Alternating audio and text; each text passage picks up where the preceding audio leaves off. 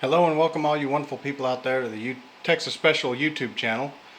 And for this February 2025 HO scale product review, we are going to take a look at this Bachmann 50-foot plug door boxcar.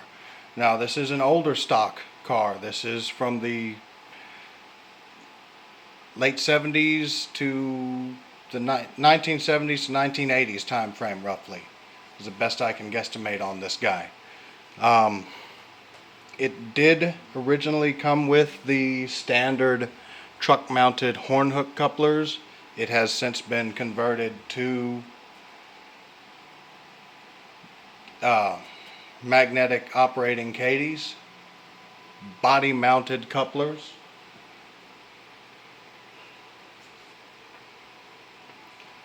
First of all, you can see that all the lettering and all the decal work is in good shape and legible.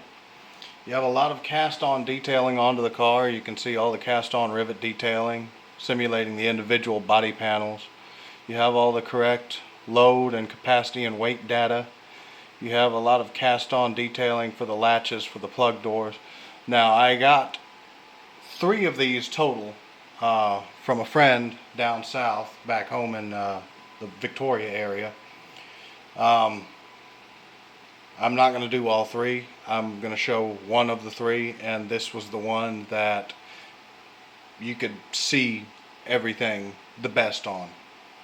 You have the cast on door rails, you have the cast on ladder, stirrup step, slightly oversized cast on stirrup steps, cast on grab irons here, cast on waybill boards, a little AEI tag reader right there, which I think is kind of cool.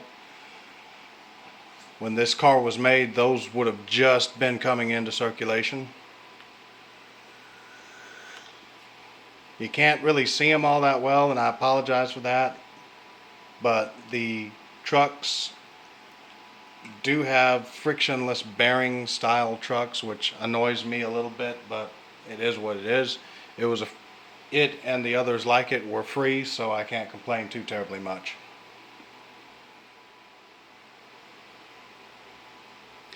Here we are looking at the B end of the car. As I've said before in numerous product reviews, you have an A end and a B end on a freight car.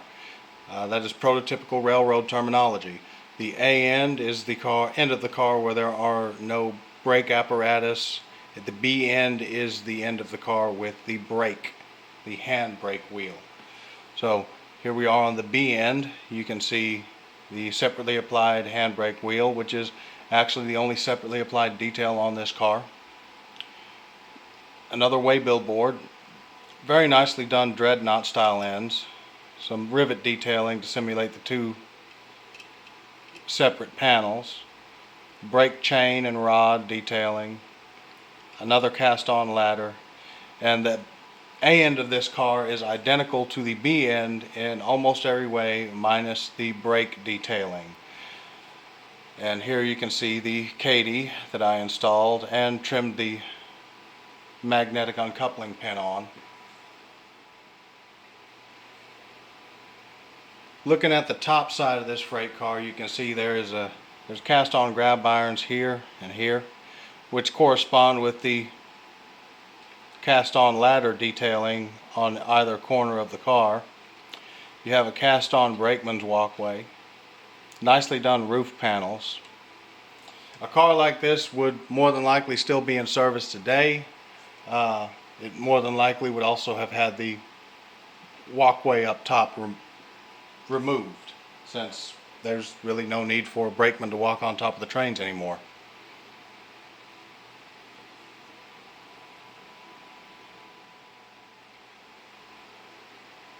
Looking here at the underside of the car, you can see that I have not yet swapped out the plastic wheels for metal wheels.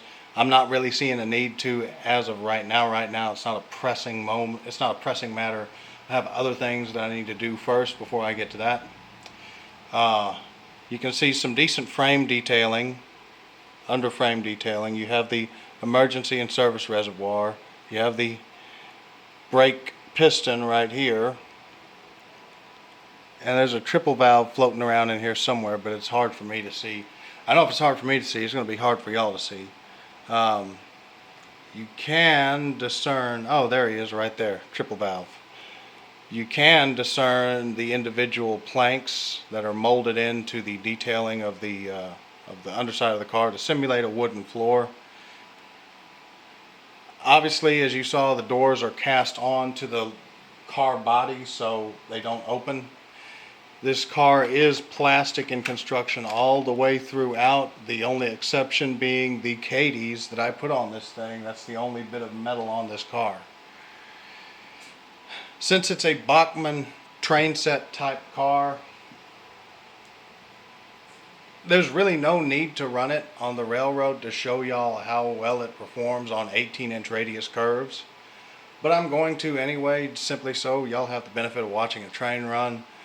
I am planning on using this guy here and the other two just like him as rolling stock for the Clayton County lumber industry here on the Stars Hollow Railroad.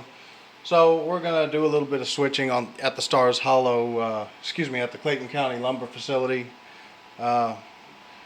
Pull the boxcar that's there right now and spot this guy in its place. And while I'm at it, I guess I'll go ahead and dig out another one of these newer cars newer to me cars that I've gotten. So we can do a twofer.